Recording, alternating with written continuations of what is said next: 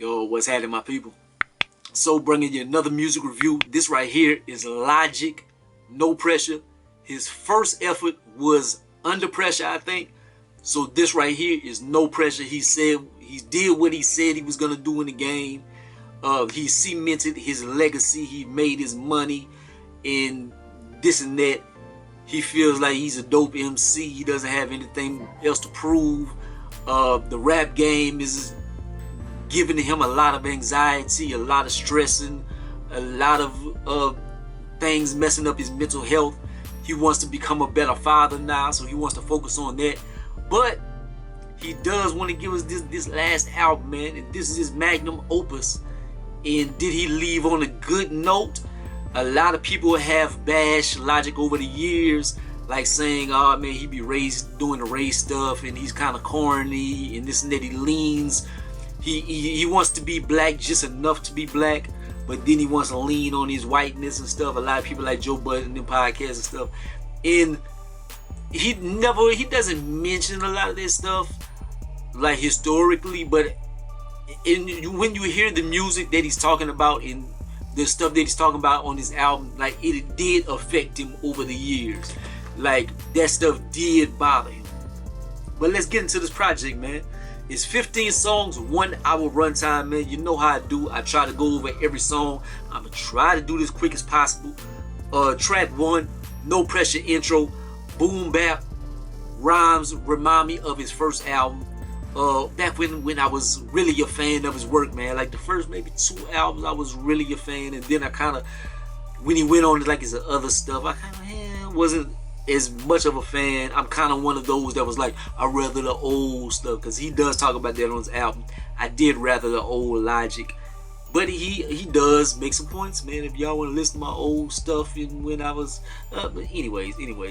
But he talking about the streets, his early life in Baltimore and stuff.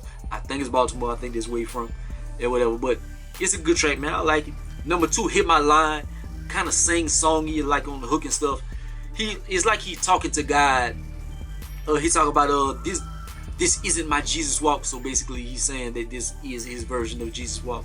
But it's he talking to God about things that's going on in the world and stuff. That's what this track is about. It's alright. Number 3, GP4, interpolation of Outkast elevators, like me and you, yo mama. But he kind of take that beat and he flip it and stuff. He wrecked that bitch. I ain't gonna lie, he do wreck it. And I like everything on here but the hook. I don't like the hook too much on there. Number 4, Celebration. It's a big record. It sounds kind of cluttered to me the way he put it together. Basically like some braggadocious raps saying do what you want to do but aim for the stars. People are always gonna try to stop you. So that right there, that's a good message and stuff. But he does a lot of braggadocious kind of rhyme schemes and stuff in here. Number 5, Open Mic / Aquarius 3. And this come from Kendrick Lamar OD, like that first beat.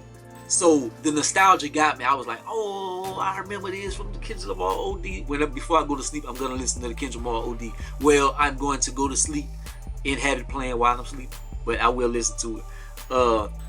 He's talking about bad ish he seen in the household, like in his environment when he was younger, and it's like in an open mic kind of environment. And then he talks about his household and his marriage and stuff, kind of like how it broke apart and stuff that he went through. And then he get into how dope of an MC he is, pretty much. The second beat is real chill, reflecting on his career and goals, about how he wants to be a better father and stuff. Number 6, Soul Food 2. Shit from first album, but a new flip, like he rolling in a Beamer. He overseas, he got gold, he's shining.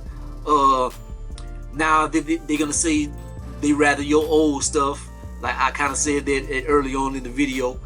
Your old ish whenever you get successful. The end, the beat flips and stuff, and he starts talking about fighting aliens and a whole bunch of crazy stuff. Like, he's Logic, you know, he be on his outer space stuff. But number 7, Perfect. This is a trap kind of beat, remind me of some old Too Short or something. I hate it. I don't like it. Number 8, Man I Is. Erykah Badu did it, you know, flip. And I think Cole did this on it was his intro on uh I'm gonna be mad at myself. I'm going to be mad at myself. But y'all know what it is. The Cole album. Everybody loves that Cole album. It wasn't necessarily an album. It was a mixtape. But Friday Night Lights. Friday something. I don't know. You know Friday something. But it's an Erykah Badu flip, and Cole did that too. He mixed a little bit of H-Town stuff in there. Giving props to people who inspired him in the game and made him the man he is. But then later on, he starts talking about like he's happy that the man that he has become and stuff. But it's a good track. Number 9, Dad Bod. So you think this gonna be like super whack or something just hearing it like Dad Bod? But he talking about it should be doing, but he balancing it out like rapping and being a father and stuff. And he talk about like how people expect him to like talk about how his younger life over and over and over, and he like, I'm talking about what I'm doing now and I'm being a father, so that's what I'm rapping about, that's what I'm trying to be and whatever. So he's not talking about his dad bod or whatever, but it's not as corny as the title song. It's a pretty good song. Number 10, 5 Hooks. This track right here is pretty much about the production, because like the rhyme schemes and stuff, it's nothing too special. Like he's doing his regular thing, but he isn't talking about a lot of anything. But like the beat keeps flipping and stuff, and like he keeps flipping like samples and stuff like that. So it's pretty much like kind of showing off on the production side more so than the raps. Number 11, Dark Place. This is my favorite song on here. He talk about being depressed because people want the old him, say he's not black enough, he corny, he not that good.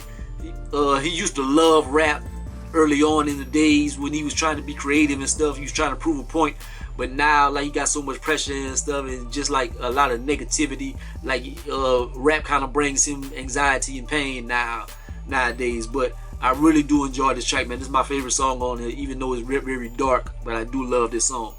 Number 12, A to Z. Dark piano beat, aggressive flow. He just trying to like flex his pen on this one and stuff. But A to Z, I guess it's kind of like talking about like where he started to where he is. Because at the end of it, he kind of reflects. He kind of a little light flex. Because I think it's like 2001 or something. He has like a tape of him rapping. And he's like, I'm not going to play this for y'all. And they're like, play it. And he kind of like going off like way back then. So he wants to kind of like stunt like I've been doing this or whatever. But it was a good little thing. Number 13, Heard 'Em Say. I think I hear Human Nature in the background, like in the samples and stuff, like Human Nature from Michael Jackson. I think I hear it in the back. But this is, he mentions Yeezy on here, but I don't think this is any interpolation or anything of Yeezy Heard 'Em Say. It doesn't sound anything like Heard 'Em Say. But they have like a woman on the hook, and she's kind of like, she has kind of like a hook, and she's saying Heard 'Em Say and stuff. I very much don't like her part. Like, her part on the hook is trash, but the rest of the song is alright. Number 14, Amen. Now this one has that Kanye feel to it. I don't know exactly the song. It might be Heard 'Em Say, but he basically like celebrating and being thankful for making it. Like making it as a rapper, making it at the hood, making it from where he came from. He had a hard childhood and stuff, so he being thankful for making it and stuff. So pretty good. Number 15, Obediently Yours. And this one is a long old speech, and it's an old man. It's probably like Baldwin, James Baldwin or something like that. So I don't know who it is in the speech, but he's talking about freedom, democracy, slavery, Jim Crow, race, hate, human nature, race, hate, human nature and stuff, and the policing. And it's pretty much like something from way back in the days. And he talk about the race baiters, the race haters in the world. We can't. They are free to have their views. You free to hate somebody or something, but you shouldn't be like a police officer. You shouldn't be making policies and stuff, because we're never gonna make progress because you keeping us in this bad cycle, and we got to get them out of here. And this saying this way back in the days, long time ago. So that stuff still fits today. So it is very interesting speech that you hear at the end of this album. So I like that he did put that. I like at the end of the songs they have like the little robotic girl. Logic played chess with his homies while doing this album. He had 4 sessions with no ID. I like the little facts like Logic does about the creation of the album, and just little facts thrown out there. This right here is his magnum opus. This is his last effort or whatever. Like I said, I like Logic. Like his first 2 albums, I was a big Logic fan, and then I kind of fell off. I listened to his music, like to review it and etc., but I wasn't really a fan of it. A lot of it was like corny and liked it the old Logic. It didn't like he was just talking about like, I'm black, I'm black, I'm black, I'm white, I'm white, I'm white. My wife, I love my wife, I love my wife. I'm like, I don't want to hear this bullshit. But that's what he was going through in his life. But this one right here, this actually is a very good album, man. He did his thing. He pulled a lot from his older stuff, and I like the production. Flowing wise, you know, Logic for the most part, he kills stuff. He will give a terrible one every now and then. Whenever he like doesn't be in his fast bag, if he kind of like dumbs down, like he dumbs it down a lot. Like it'd be trash. But like the little trap beat on here, that was trash. And they had like a collab he did like early in the year or something. It was trash. But this right here, it is a good album, man. I give this like an 8.5 out of 10. I actually do think I'm going to be listening to this in my free time, man. I actually might put this in the whip if I'm riding by myself or something. I actually put this on, man. I actually like this. Actually. But yeah, I give it an 8.5 out of 10, man. So I say y'all check this out. If you a Logic fan or you used to be a Logic fan, it has a lot from how we fell in love with Logic music early on, if you did. But like, comment, subscribe, go be the greatest and the most hated, man. I'll let you boy. Peace out.